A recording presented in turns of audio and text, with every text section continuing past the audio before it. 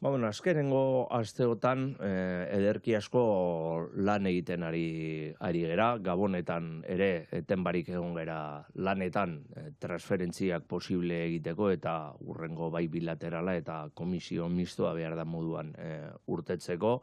Lan bikaina egiten ari gera bi aldetik eta ez daukat inungo zalantzarik gauzak ondo irtengo direla.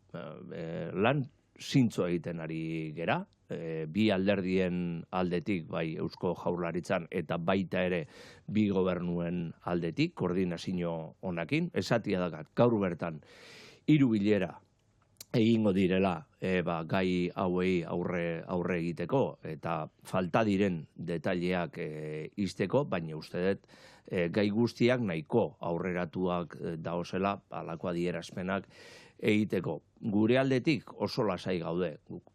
Adierazpen hauek ohiko esenifikazioan kokatzen ditugu eta espero dut gauzak bihar da moduan egitea eta hurrengo ostiraleko komisio mista hoietan gauzak sinatzea aurrera botatzea, batez be, hurrengo bilateralean posible izateko sinadura hori egiteko, baina nik beti dinodan moduan askoz be garrantzitsuagoa dela gauzak ondo egitea eta etorri beharreko eskumenak behar den moduan etortzia beste gauza batzu baino.